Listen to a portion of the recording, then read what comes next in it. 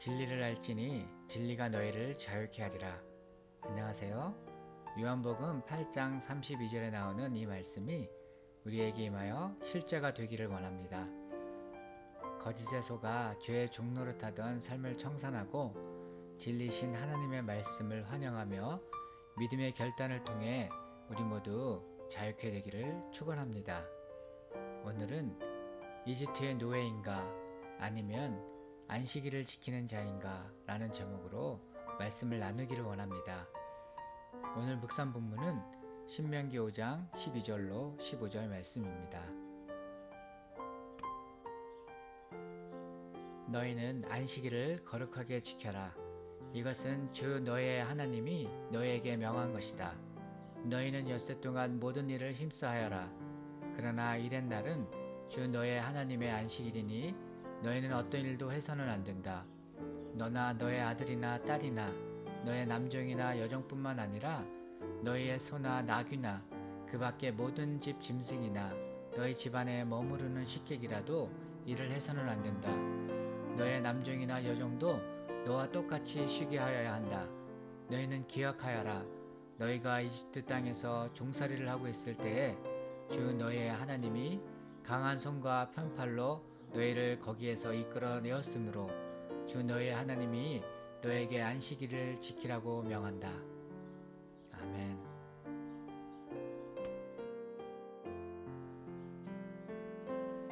저는 개인적으로 캐나다에 와서 적응하기 힘든 것 중에 하나가 기다리는 것이었습니다. 이곳에서는 기다리는 것이 일상인데 말이죠. 은행 업무를 볼 때도 줄을 서서 오랜 시간 기다려야 하고 병원에서 의사를 만나기 위해 몇 시간 기다리는 것은 흔한 일입니다. 한국에서는 빠르면 반나절, 늦어도 하루 안에 전국 어디나 택배 배송이 되는데 여기 캘거리 시내에서는 우편물 배송에 며칠이 걸리는 경우도 있습니다. 게다가 전기, 전화, 인터넷 서비스 등 공공 서비스는 공급업체의 사정에 따라 늘어지기 일쑤고 전반적으로 정부의 행정 업무가 상당히 느리지요. 이 모든 것이 신속 배달, 빠른 서비스에 익숙한 한국인들의 인내심을 테스트하고 있습니다. 한국은 세계에서 그 유래를 찾아보기 힘들 정도로 빠른 속도로 한 세대 만에 산업화를 이루어냈고 그 놀라운 성과로 인해 자부심을 가지게 되었는데 이와 함께 상당한 고통이 수반되었습니다. 그 대표적인 예가 빨리빨리 문화이죠.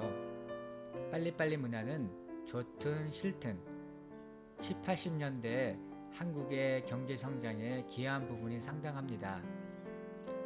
과거 삐삐를 사용하던 시절에 빠르게 서비스를 처리한다는 빨리빨리의 의미로 호출기의 숫자 8282로 표기하여 호출시마다 보내고 받았던 기억이 있습니다.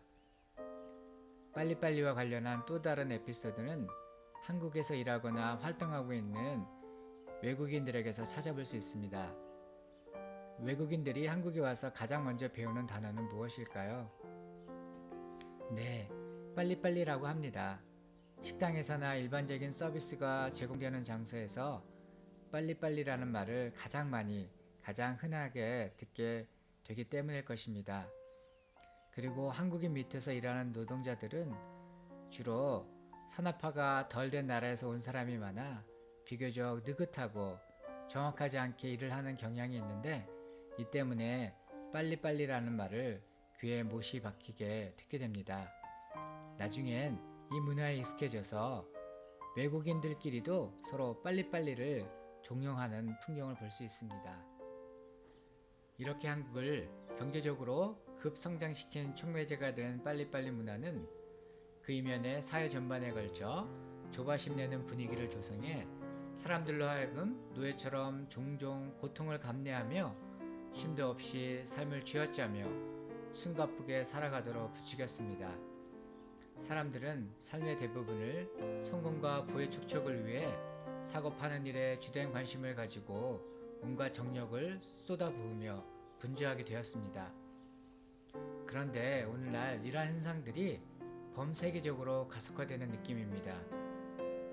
많은 사람들이 일을 하면서 마음이 급해지고 장시간 근무를 하며 불안감 때문에 하루에도 여러 번 휴대폰을 통해 SNS나 이메일을 확인하고 점점 긴박해가는 마감 시간을 맞추는 것 때문에 압박감을 느끼며 하루하루를 보냅니다.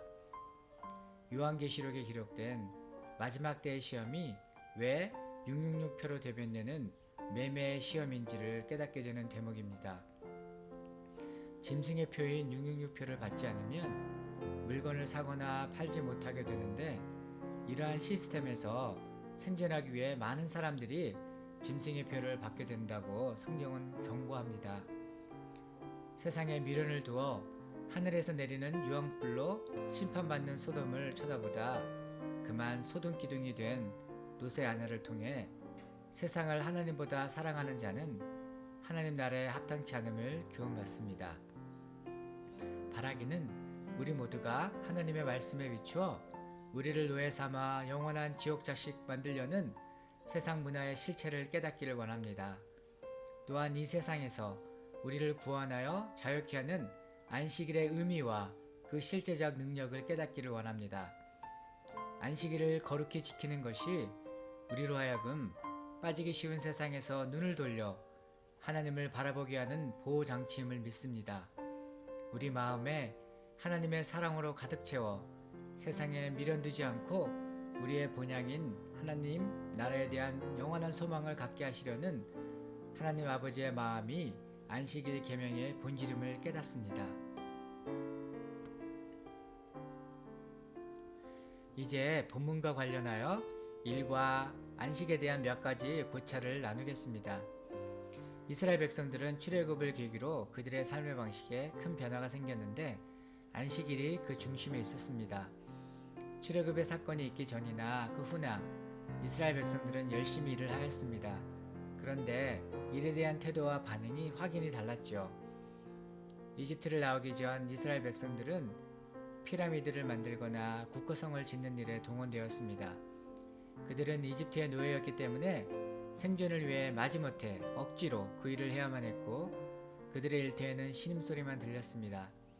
반면에 이집트를 빠져나온 이후에 그들은 새로운 일을 하게 되는데 하나님이 거하시는 성막을 짓는 것이었습니다. 이스라엘 백성들은 기뻐 자원함으로 이 일을 감당하였고 일터에는 감사와 찬양이 넘쳤습니다. 국고성을 짓는 것이나 성막을 짓는 것이나 외관상으로는 비슷한 성격의 일이라 여겨집니다. 그런데 한쪽은 신음소리가 들리고 다른 쪽은 기쁨의 노랫소리가 들렸는데 그 차이는 무엇일까요?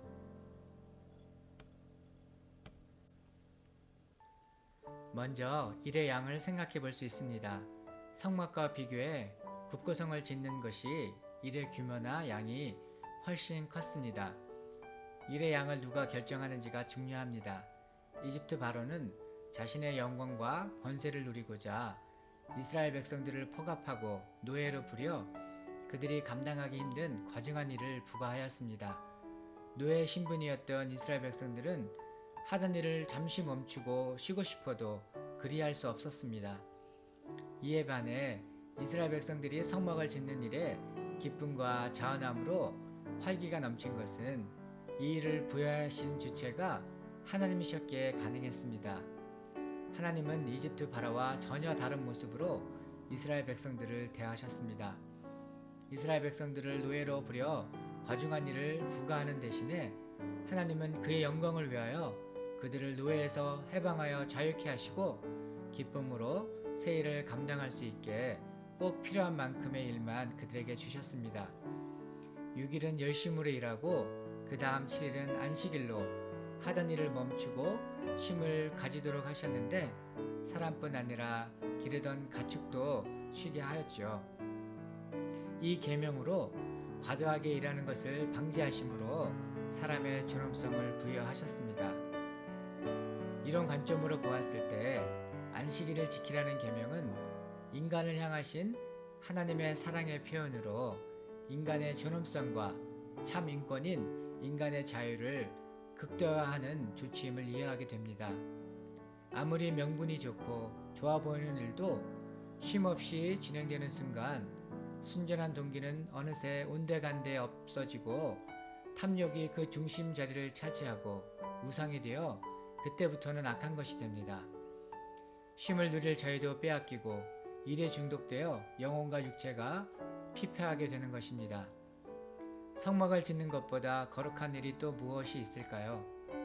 성막을 지으면서 하나님의 백성들은 큰 만족과 기쁨을 누렸고 이는 하나님께 영광이 되었습니다. 그런데 성막을 짓는 것이 아무리 선하고 아름다운 일이라 할지라도 안식이 보장하는 참된 인권인 인간의 자유를 침해할 수 없음을 깨닫습니다. 이것이 하나님이 정하신 원리로 선을 넘는 순간 이는 하나님을 대적하는 일이 됩니다. 하나님은 6일간 천지를 창조하셨고 보기에 심히 좋았다라고 말씀하셨습니다.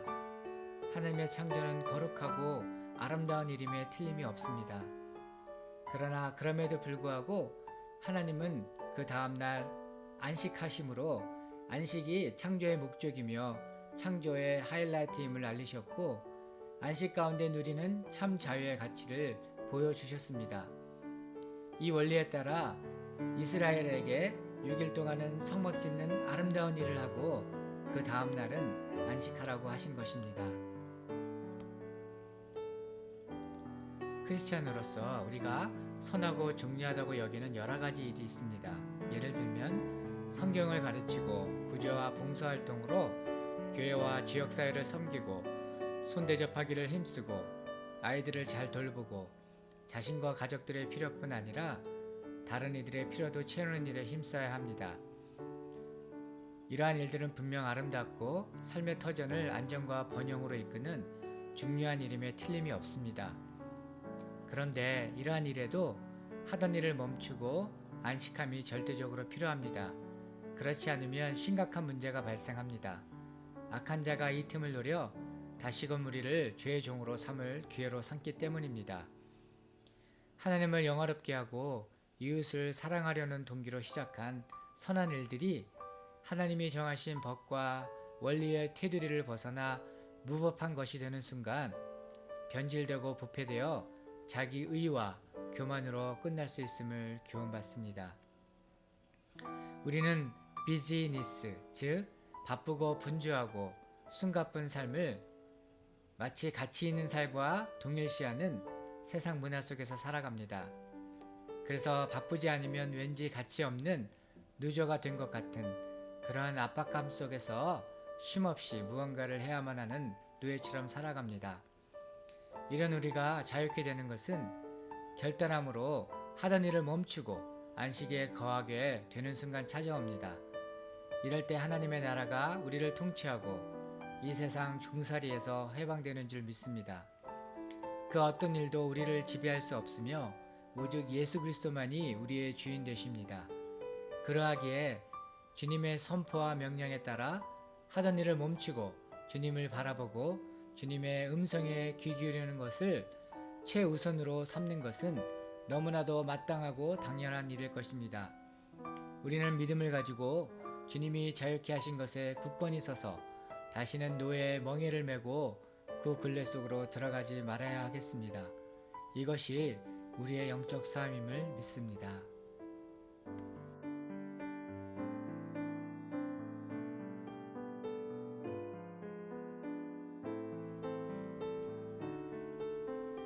오늘 묵상 말씀을 적용하기를 원합니다. 지나치게 일하려는 충동을 어떻게 물리칠 수 있을까요?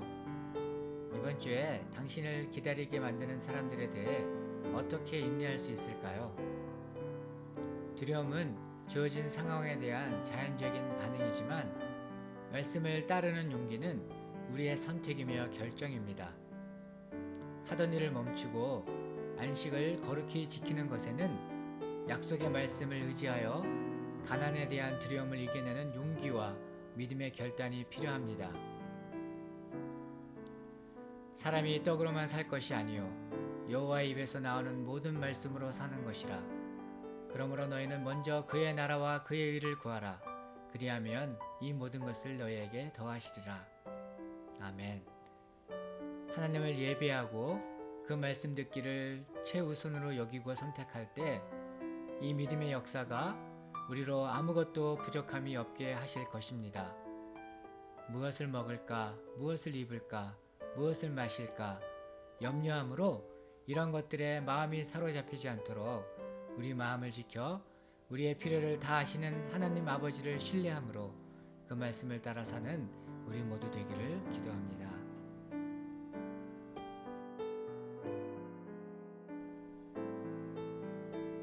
기도하겠습니다.